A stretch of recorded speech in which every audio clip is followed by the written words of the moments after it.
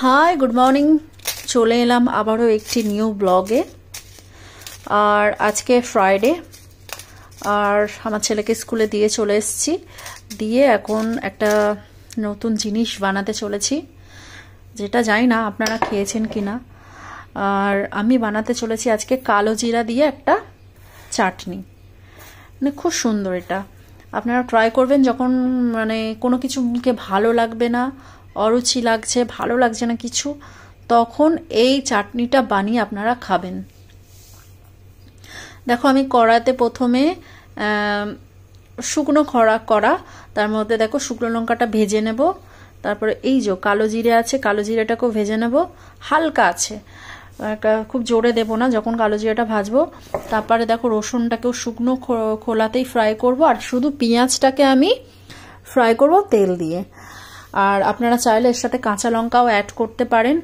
তো প্রথমে আমি শুকনো লঙ্কাটাকে ভেজে নেব হালকা, তারপরে দেখতে থাকুন কিভাবে আমি বানাই এটা। তো প্রথমে কড়াইয়ে দেখো কালো জিরে দিয়ে দিলাম। এখানে মনে হচ্ছে 25 থেকে 30 গ্রাম কালো জিরা আছে। তারপরে দেখো কালো জিরাটা হালকা আছে ভেজে নিয়ে তুলে এরপর রসুন দিয়ে দিলাম।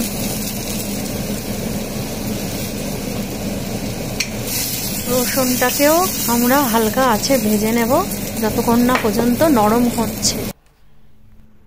এরপর কড়া গরম করে তেল দিলাম পেঁয়াজ ভাজার জন্য। এরপর একে একে পেঁয়াজ ছেড়ে দেব। এই চাটনিটা আমার খুব ভালো, যখন আমার কোনো কিছু খেতে ভালো লাগে না তখনই এইটা বানিয়ে বানিয়ে খাই, আর আমার খুব পছন্দের। আপনারা প্লিজ একবার ট্রাই করবেন।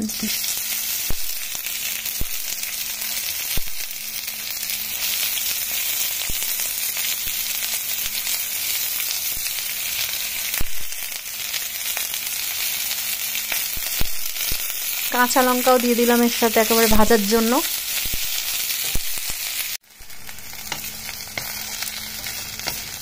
পুরো ব্রাউন করেও নয়, আবার পুরো কাঁচাও নয়, মিডিয়াম রেখে পেঁয়াজটাকে আমরা ভেজে এবার তুলে নেব।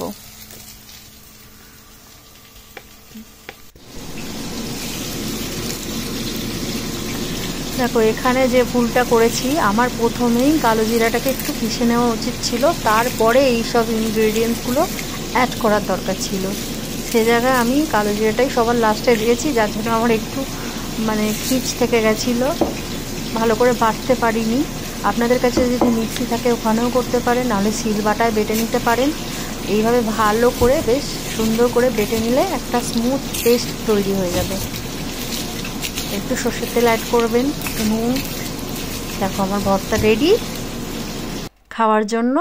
আর এই যে ভর্তাটা, এর সাথে একটু লেবু নিতে ভুলবেন না, খুব টেস্টি হয় আর মুখের একদম অরুচিটা দূর হয়ে যায়। আর আজকে আমার একটা বান্ধবী আসছে, তার জন্যই বানানো হয়েছিল এটা। আর এই রুই মাছ ঝোল ফুলকপি দিয়ে।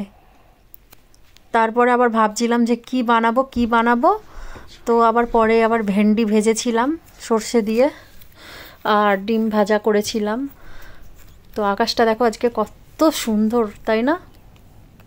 তো ভিডিওটা আর বাড়ালাম না, দেখা হচ্ছে আবার নেক্সট একটি ব্লগে। ততক্ষণের জন্য টাটা, বাই বাই।